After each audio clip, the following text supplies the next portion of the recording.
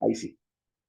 Ya, entonces esa es la razón por la cual no pude encontrar la forma de poder realizar de buena forma la clase y finalmente ese día estuve conectado y después de estar como una hora hablando, me doy cuenta de que me salí de la clase eh, y como le digo, yo seguía haciendo mi clase como estuve como una hora y por eso me extrañaba que nadie me respondía. Así que esa fue la razón, así que por eso hoy día vamos a tomar la clase número uno eh, y la clase de la semana pasada vamos a tener que buscar un momento para poder recuperar, porque ya el calendario se nos está quedando apretado y ya estamos próximos a terminar el año. Así que, amados hermanos, vamos a comenzar con la clase de evangelización. eh, y esta, repito, es la misma clase que intentamos hacer el día martes y lo otro es que tuve problemas con la plataforma Zoom, como ya hace un par de meses que no había estado haciendo clases por Zoom, eh, no pude habilitar la cuenta, me quedó como una cuenta básica, así que posiblemente como a los 40 minutos me voy a salir de la clase porque se termina el tiempo y le pido que con el mismo enlace volvamos a retomar. Entonces lo más probable es que en algún momento vamos a salir de la clase y la idea es poder volver a retomar con el mismo enlace. Salimos y volvemos a retomar con el mismo enlace. ¿Ya? Bien, amados hermanos, eh, la clase de hoy, que se llama Evangelizar hoy, habla de los caminos que tenemos hacia Jesucristo. Es decir, si nosotros hacemos el ejercicio de preguntar a los hermanos de nuestra congregación, por ejemplo, o nuestra familia, o aquí mismo en esta clase, si preguntásemos cómo hemos llegado a Cristo. Más de alguno puede decir que fue invitado por alguien a la iglesia, otro se crió en los caminos del Señor, se crió como parte de una congregación, fueron formados desde niños. Otro puede decir que llegó pidiendo oración por algún familiar enfermo. Alguien tuvo un amigo que lo invitó a tomar un café y por allí surgió la invitación a un grupo pequeño. En fin, hay tantos caminos, tantas fórmulas, de las cuales si preguntáramos en nuestra congregación, sin duda todos buscábamos cosas distintas. Entonces quiero centrarme precisamente el día de hoy en los buscadores, en el sentido de que el Evangelio es el mismo. El Evangelio es uno solo, y si hablamos de varios caminos, no es que haya varios caminos a Cristo, es Cristo el que sale a nuestro encuentro. No obstante, el método por el cual nosotros llegamos puede diferir. Y lo importante es que nosotros podamos centrarnos como iglesia en nuestro quehacer ministerial, podamos centrarnos en aquellas personas que necesitan escuchar un mensaje de salvación, un mensaje de la palabra del Señor. Y por esa razón, en la clase de hoy, vamos a centrarnos en aquellos que son buscadores de en la gente que está teniendo distintos tipos de búsquedas y nosotros como iglesia debemos tratar de darle respuestas a sus interrogantes, a sus inquietudes. Entonces, cuando hablamos de los caminos hacia Cristo, tenemos que reconocer que hay gente que llegan a Jesús por el camino de la búsqueda de la verdad, como por ejemplo aquí tenemos el caso de Nicodemo, que en el capítulo 3 del libro de Juan, Nicodemo llega de noche a Jesús, no precisamente por tener miedo o por tener temor del que dirán, sino por la dinámica de trabajo de Jesús. Durante el día estaba rodeado de mucha gente, por lo tanto, si él quería realmente tener un momento íntimo con Jesús, era la noche. Entonces Nicodemo era una persona que reconocía de que Jesús era alguien especial, un enviado de Dios. Tal vez no comprende la magnitud de lo que implica Jesucristo, de todo el ministerio de Jesucristo, pero por lo menos él reconoce de que es un ser especial. Entonces Nicodemo parte diciendo, sabemos que has venido de Dios, sabemos que eres un enviado de Dios, porque nadie podría hacer las cosas que tú haces si Dios no está con él. Entonces, partiendo de esta premisa, Nicodemo le reconoce como un ser enviado, como una persona enviado de Dios. Eh, Recordemos cuando Jesús le pregunta a sus discípulos, ¿quién dice la gente que soy yo? Y la gente no tenía un mal concepto de él. Es más, la gente decía que él era un profeta y uno de los grandes profetas. Unos dicen que era Elías o Jeremías o el mismo Juan el Bautista, a quien la gente le tenía por profeta. Entonces, ante esta consideración de la gente, nos damos cuenta que Jesús, por lo menos, la gente lo apreciaba o por lo menos lo reconocía como un hombre de Dios o como un profeta. Entonces Nicodemo va y reconoce que en Jesús hay un hombre de Dios, un enviado de Dios, y lo reconoce por las señales que él hace. Pero Nicodemo no anda buscando una señal. Nicodemo no anda, simplemente está reconociendo y validando el ministerio de Jesús mediante las señales que él hace. Entonces, por eso es que Nicodemo comienza a conversar de esta manera hasta que Jesús le da una amplia respuesta respecto de las verdades del Evangelio. Entonces Jesús vino y estuvo enfocado en las verdades del Evangelio. Entonces Nicodemo era un maestro en Israel, pero él necesitaba conocer la verdad. Y entonces Jesús le dice, eres tú maestro en Israel y no sabes esto, porque Jesús le habló del nuevo nacimiento, es decir, en que todo nuestro ser tiene que ser transformado. Por lo tanto, no hay validez en nada de lo que hemos hecho. Por lo tanto, la única forma de poder llegar a Cristo, y Cristo que nos conduce al Padre, la única forma es a través de un nuevo nacimiento. Y de allí Jesús le entrega eh, luego de esta pequeña conversación que tiene Nicodemo con Jesús, Jesús comienza a exponer las verdades del Evangelio y le entrega varios de los versículos que son claves en la evangelización, tales como, así como Moisés levantó la serpiente en el desierto, así es necesario que el Hijo del Hombre sea levantado para que todo aquel que en él cree no se pierda, mas tenga vida eterna, porque de tal manera amó Dios al mundo que ha dado a su Hijo unigénito, para que todo aquel que en él cree no se pierda, mas tenga vida eterna. Porque no envió Dios a su Hijo al mundo a condenar al mundo, sino para que el mundo sea salvo por él. En fin, este pasaje del Evangelio, y de hecho se dice que Juan 3:16 es el Evangelio dentro del Evangelio, pero se lo entregó el primer receptor, el interlocutor de Jesús, era precisamente Nicodemo, alguien que estaba buscando una verdad, alguien que realmente estaba interesado en buscar de Dios a través de su palabra. Él tiene que haber sido una persona que estudiaba mucho la palabra porque era un maestro en Israel, y sin embargo él vio en Jesús parte de un ministerio por lo menos profético, por lo menos profético. Desconozco si Nicodemo ya le reconocía como en su ministerio mesiánico, pero por lo menos como un profeta de Dios, que eso es una gran consideración. Claro, no comprende todo lo que es Jesús, pero por lo menos es una aproximación o le permite acercarse a Jesús de esta manera. Entonces, las personas que son así son gente que le da tiempo a la lectura. Me refiero a aquellos que andan buscando la verdad. Como por ejemplo, otro ejemplo es el eunuco etíope, que él, primero por ser extranjero, no podía llegar al lugar de la adoración, conocido como el lugar santo, sino que solamente él podía acceder a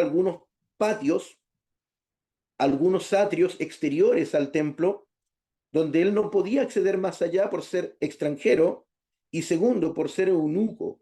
El pasaje que estaba leyendo el eunuco es el pasaje de Isaías. Estaba leyendo algunos versículos de Isaías capítulo 53.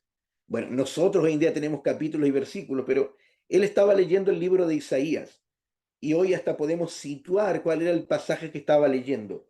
Entonces el eunuco comenzó a identificarse con algunos elementos de, de este mensaje que entregaba el profeta Isaías, y sobre todo cuando dice que, comienza preguntando, cuando dice que su generación de este varón, a quien se le conoce como el siervo sufriente, todavía él no lo ha identificado con Jesucristo, pero por lo menos reconoce al siervo sufriente, dice que su generación, ¿quién la contará? Es decir, que él no va a tener generaciones, no va a tener descendencia. Posiblemente el eunuco tampoco va a poder tener descendencia porque eran personas que eran castradas para guardar los tesoros del rey y las esposas del rey. Por lo tanto, eran personas castradas y no iban a tener descendencia tampoco. Entonces, de alguna manera, el eunuco etíope está buscando en la palabra y necesita una clave de interpretación porque desconoce si ese personaje, el siervo sufriente, eh, es el propio profeta Isaías, o es el pueblo de Israel, o es alguien más. Entonces, cuando él hace la pregunta, se acerca a Felipe y le dice, ¿entiendes lo que lees? Y le dice, ¿cómo voy a entender si nadie me lo explica? Entonces, de esta manera hay personas que comienzan a buscar en la palabra y tratan de buscar viendo, leyendo libros, son gente que se da muy dada a la lectura, y así el eunuco estaba buscando en el libro de Isaías, estaba buscando en la palabra de Dios, pero no tenía quien le enseñe, no tenía quien le ayude a interpretar, a entender la palabra y sobre todo poder interpretarla en todo su sentido. Entonces, en este sentido, fue Felipe su clave de interpretación de la escritura. Felipe era un conocedor de la escritura y por supuesto también de Jesucristo y, y eso lo condujo hacia Cristo. Entonces, si vemos el Isaías capítulo 53, si le pegamos una ojeada, eh, todo el capítulo nos habla de Cristo. Cuando dice, mas él herido fue por nuestra rebelión, molido por nuestros pecados, el castigo de nuestra paz fue sobre él, y por su llaga fuimos nosotros curados. Todos nosotros nos descarriamos como ovejas, cada cual se apartó por su camino, mas Jehová cargó en él el pecado de todos los hombres. Entonces, si leemos ese pasaje, capítulo 53 de Isaías, para nosotros como cristianos, quienes hemos conocido a Cristo, es casi imposible pensar en otra interpretación. Entonces, todo parece indicar y todo parece apuntar hacia Cristo. Y fue lo que hizo Felipe.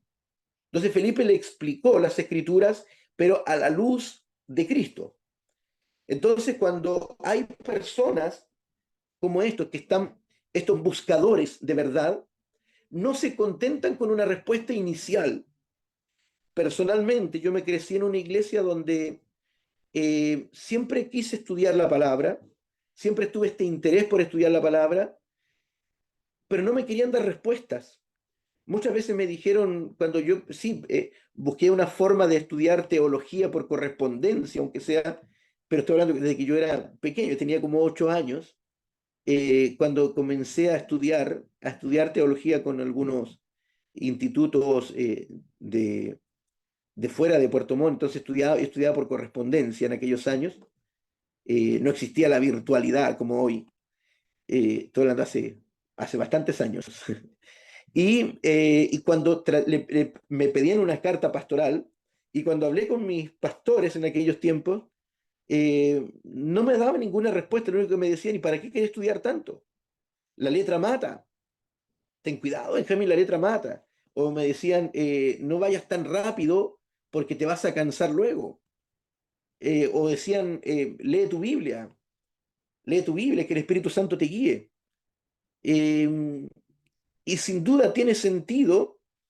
No obstante, yo no me conformaba con esa respuesta inicial. Entonces, cuando hay personas que vienen a hacernos preguntas profundas de las escrituras, eh, desconozco las realidades donde se encuentran cada uno de ustedes, pero Puerto Montt, eh, hasta como el año 2000, no tenía universidades, no había universidades acá en Puerto Montt.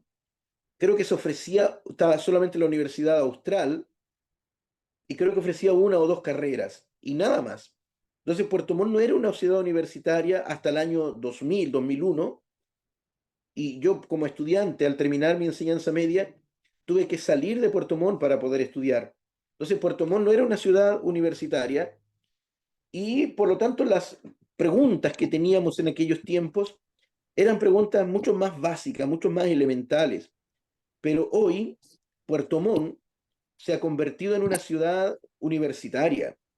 Hay muchas universidades. ¿Qué implica de que ya por allí, por el año 2006, ya comenzamos a tener una generación, las primeras generaciones de graduados de las universidades aquí en Puerto Montt, y de ellos muchos de jóvenes de nuestras congregaciones? Por ahí por el año 2010, 2012, ya tuvimos varios profesores universitarios que eran miembros de nuestras congregaciones. Y ya por el año 2015 ya teníamos rectores de universidad, rectores, vicerrectores, directores de universidad o directores de carrera en que eran hermanos de nuestras congregaciones. ¿Qué es lo que quiero decir con esto? Es que más o menos en el mismo tiempo, año 2000 aproximadamente, 2005, 2004 por allí, había un autor que decía que estamos frente a la última generación de jóvenes, porque en esos años, y tal vez es algo que lo observamos todavía en nuestras congregaciones, había un tremendo vacío generacional en nuestras iglesias en que no habían jóvenes de entre 17 a 25 años. Y si examina su propia congregación, posiblemente se puede encontrar con algo parecido. ¿Y por qué estos jóvenes se perdían? Bueno, coincidía de que a esa edad era cuando los jóvenes comenzaban a llegar a la universidad o comenzaban la vida laboral, y comenzaban también a formar familia. Y por lo tanto muchos de nuestros jóvenes se nos perdían en esa época, en la época universitaria. Pero hoy en día esa edad se está disminuyendo porque hay muchos profesores que hablan con tanta autoridad, de acuerdo a los principios de este tiempo, de este siglo, llamémosle así, a los principios de este mundo. Entonces basta que un profesor de filosofía, un profesor de ciencia haga una afirmación y si nuestros jóvenes no tienen una clara enseñanza en su iglesia, lo más probable es que un profesor le puede dar vuelta a su doctrina, su enseñanza. Un profesor es fácil poder cambiar la perspectiva de un alumno, por lo tanto muchos de nuestros jóvenes se llenan de dudas cuando ya llega la etapa del liceo y cuando los profesores, ya sea profesores de historia, profesores de literatura, de lenguaje, de filosofía, de los profesores de ciencia, comienzan a desviar la mente de nuestros jóvenes y si no tienen clara su doctrina, su enseñanza, los vamos a perder. Y es más, si llegan a la universidad, y muchos, claro, llegan a la universidad y en la universidad, claro, hay profesores, hay científicos, donde, y cuando alguien llega a la universidad se da cuenta que las preguntas que hay no son las mismas de antes. Hoy en día que estamos en la era de las comunicaciones, hay mucha información, pero también hay mucho fake news, que son noticia o información falsa. Hoy en día cualquier persona puede subir información a las redes sociales, a plataformas de internet. Cualquier persona sube información. El punto es que muchos de nuestros jóvenes no saben filtrar. A mí me toca como profesor de que muchos de nuestros jóvenes de mis estudiantes, son mucho más expertos en materia de informática, de computación, del manejo del Internet, son tremendamente más expertos que yo. El punto es, ¿qué le puedo enseñar yo entonces a nuestros jóvenes? Cuando toda la información está allí. Yo le enseño a filtrar información, cómo buscar información, a reflexionar críticamente, porque ellos mucha de esa información la tienen. Muchas de estas clases uno las puede descargar de internet. Eh, entonces, por eso que las preguntas que se hace la gente hoy en día, no son las mismas de hace 20 o 30 años atrás. Hace 20 o 30 años atrás, con suerte podríamos disfrutar o tener alguna Biblia de estudio. Hoy en día hay tantas plataformas virtuales donde uno está plagado de información. Por lo tanto, hay gente que está buscando. que está buscando, pero no saben dónde buscar. Hay gente que puede escuchar tal vez una buena conferencia, un buen predicador, eh, pero si apenas conoce de Cristo, terminan escuchando cualquier cosa, cualquier herejía. Entonces, por eso es que la iglesia hoy tiene que saber responder, tiene que saber dar respuesta. Muchas iglesias, cuando llegó el tema de la virtualidad, producto de la pandemia, muchas iglesias tuvieron que cerrarse porque no se adaptaron a los tiempos. Entonces, las iglesias que lograron sobrevivir fue las que tomaron acciones para poder sobrevivir en pandemia. Entonces, por eso a lo que vamos, que la gente está buscando verdad, hay gente que está buscando el conocimiento. Entonces hay gente que sigue preguntando y no se contenta con una simple respuesta, sino que sigue buscando más materiales, sigue buscando tal vez mejores autores. Y por eso es que en la iglesia tenemos que saber dar respuesta y no simplemente contentarnos con una respuesta, no le voy a decir espiritual, sino que espiritualista. Cuidado con esas respuestas espiritualistas. Entonces, si hay alguien dispuesto a escuchar sus preguntas y tomarlas en serio, bien puede que tenga la oportunidad de llevarlos al encuentro decisivo con Jesús. Entonces, cuando nosotros como iglesia nos preparamos para cuando llegan este tipo de personas, y aún a los jóvenes de nuestra congregación, los jóvenes, los niños, las preguntas que están haciendo no son las mismas que se hacían hace años atrás. Entonces, hoy en día hay tanta información en las redes sociales, en Internet, hay tanta información que nuestros niños ahora, incluso nuestros niños, no hacen las mismas preguntas. Son otro tipo de preguntas, mucho más reflexivas, eh, y nosotros como iglesia tenemos que saber dar respuesta. Entonces, para quienes están embarcados en este tipo de búsqueda, me refiero a alguien que no conoce a Cristo, pero está tratando de buscar, de indagar, el encuentro con Cristo es posible si el mensaje cristiano es presentado en su plenitud, con toda claridad, belleza y lógica. Es decir, hay cosas, hay preguntas que la gente tiene y si nosotros los tomamos en serio y comenzamos a entregar el mensaje del Evangelio, pero con argumento bíblico, si empezamos a dar respuesta, a buscar un poquito en la historia, en la crítica bíblica, en fin, a adquirir nuevas herramientas, nuevas y mejores herramientas para poder presentar el mensaje del Evangelio. Eh, es más, hoy en día también para quienes ya llevamos un tiempo en nuestras congregaciones y se hace imperativo, se hace necesario el que también nosotros los maestros, sobre todo, que tengamos un conocimiento y de hecho una forma de predicar el Evangelio es también haciendo apología o apologética. Es decir, que sepamos defender nuestra fe. No es que Cristo o Dios tenga que ser defendido, sino que tenemos que defender nuestros argumentos. Porque hoy en día hay gente que está estudiando mucho, hay gente que lee mucho y nos quieren y pueden refutar muchas de las cosas que nosotros hacemos. Y por eso es tan importante de que nosotros tengamos claro en qué creemos, por qué nos congregamos. Es más, por qué estamos en un instituto teológico. Algunos, claro, tienen algún llamado al ministerio pastoral, pero otros no tienen llamado al ministerio pastoral. ¿Y por qué, entre comillas, perder el tiempo estudiando teología? Entonces, nosotros necesitamos adquirir más y mejores herramientas, pero a la hora de presentar el mensaje, debemos presentar un mensaje claro. De hecho, una de las cosas que yo cuestionaba cuando yo me crecí como fui formado predicando en la calle. Yo era predicador en la calle como desde los 8 años. Entonces yo me crecí toda mi vida predicando en la calle y una de las cosas que yo analizaba es que a veces lo que nosotros exponemos afuera, ni siquiera nosotros lo entendemos bien. Entonces imagínense decir un versículo bíblico afuera en la calle, decir, y así como Moisés levantó la serpiente en el desierto, así es necesario que el Hijo del Hombre sea levantado. ¿Realmente entendemos lo que estamos diciendo? ¿La gente de las congregaciones entiende esto? Entonces, una persona no creyente va a entender esto si nosotros no lo explicamos.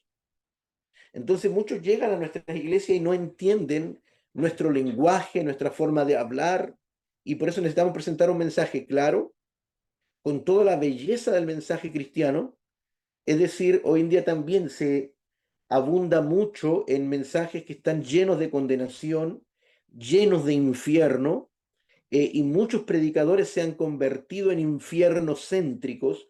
De hecho, hay personas a las cuales yo he tenido eh, han estado bajo mi responsabilidad, y entendemos que el infierno es una realidad, pero no podemos llenar nuestro mensaje del Evangelio, llenarlos de infierno, porque finalmente hay mucha gente que llega a Cristo pero por miedo al infierno. De hecho, un tiempo íbamos a predicar por aquí por la cordillera y había un hermano al cual nosotros le visitábamos y él a todo el mundo le presentaba el mensaje del Evangelio, pero decía, tienes que conocer a Cristo porque el infierno es terrible.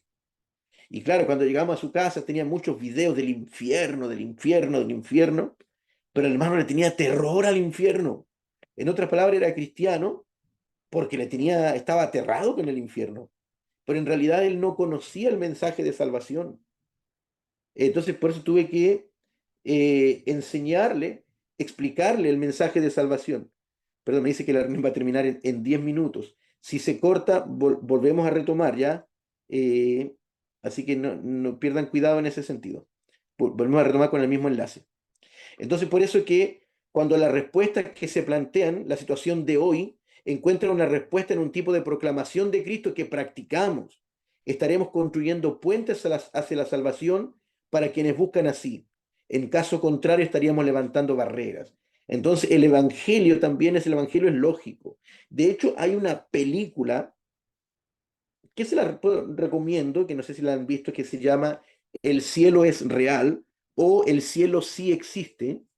Puede encontrarse en cualquiera de las dos formas, donde hay un niño que él tuvo una visión donde él fue como transportado al cielo. Eh, entonces el padre de familia era un pastor, y el pastor cuando predicaba, claro, efectivamente cuando uno ve la película, al comienzo predicaba un mensaje de salvación o cuando hablaba del cielo, era básicamente, él hablaba como casi como una metáfora del cielo, el cielo como una metáfora. Sin embargo, cuando descubre de que el hijo realmente estuvo en el cielo por algunos eventos que ocurrieron, llegó a la conclusión de que el mensaje del Evangelio es el mensaje sencillo, o el cielo es para la gente sencilla. Es decir, somos nosotros los que complejizamos este mensaje de salvación cuando le vamos agregando cosas. Y es más, cuando hacemos que este Evangelio deje de ser lógico. De hecho, hay un libro que escribió el autor John Stott que se llama Creer también es pensar. Entonces, el mensaje del Evangelio también tiene que ser reflexionado y debe ser reflexivo, debe ser así. Entonces, no por creer vamos a nosotros dejar de razonar, dejar de pensar. Entonces, como cristianos, nosotros al buscar la verdad de Cristo y al poder presentar la verdad de Cristo, tenemos que presentar un mensaje claro, un mensaje bello y un mensaje lógico. En este sentido, el Evangelio es sencillo, pero es profundo al mismo tiempo. Entonces, más que entrar a argumentar con la gente, hay que proclamar la verdad. Por eso, si alguien hace preguntas capciosas, eh, para llevarnos a un debate, una discusión infructuosa, es mejor no perder tiempo en ello. Pero distinto es cuando hay gente que hace preguntas genuinas, honestas, porque realmente está buscando, a esa persona hay que detenerse y poder hablar el mensaje con toda claridad. Y por lo tanto, cuando proclamamos la verdad, esa verdad es usada por el Espíritu Santo como espada que penetra y que transforma. Y por eso es importante conocer la palabra de Dios. Sin embargo, debemos decir también que las verdades del Evangelio forman un todo coherente. El mensaje es coherente, tiene su propia lógica y puede ser explicado y defendido frente a las interrogantes de la mente humana. Si bien la filosofía desde la antigüedad, cuando surge la filosofía eh, como una herramienta humana de estudio, de profundización, las grandes preguntas de la filosofía, las grandes preguntas de la humanidad eran, ¿quiénes somos? ¿De dónde venimos? ¿Y hacia dónde vamos? El punto es que por siglos el hombre ha tratado de responder a esas grandes interrogantes de la existencia Y el punto es que nosotros esas respuestas las encontramos en la Escritura. Y por lo tanto es importante que la exposición del Evangelio sea clara y que se vea cómo su mensaje se aplica a toda la vida y cómo responde a alguna de las preguntas más profundas del ser humano. Esas preguntas están respondidas en el mensaje del Evangelio. Entonces, no dejemos que en nombre de un anti-intelectualismo fácil, con pretensiones de espiritualidad, se oscurezca la claridad y la coherencia del mensaje bíblico.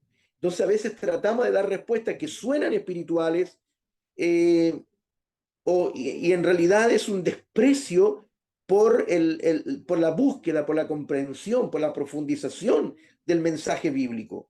Entonces, cuidado, no nos quedemos en la mediocridad ni disfracemos la pereza intelectual de falsa espiritualidad. Entonces, no confundamos las cosas. Ya, entonces, en este sentido, nosotros hemos de entregar un mensaje claro y para eso nosotros tenemos que conocer el mensaje del Evangelio. De esta manera, cuando llegan personas a nuestra congregación con preguntas, la idea es que nosotros podamos saber dar respuestas profundas a este mensaje. Hay otras personas que son buscadores de comunidad. Y allí vamos a tomar el ejemplo de Zaqueo. Zaqueo, recuerden que él era un cobrador de impuestos y por lo tanto, y era jefe de los cobradores de impuestos. Por lo tanto, era persona considerada, el ser publicano, ya era considerado un traidor, diríamos hoy en día en nuestros términos, un vendepatria, porque le cobraba impuestos a su propia gente, a sus propios hermanos, para llevar aquellos impuestos a Roma. Entonces también tenían fama de mentirosos, de ladrones, de extorsionadores. No estrictamente Zaqueo, sino que los publicanos en general. Eso implica de que es posible de que Zaqueo sea un hombre muy solitario.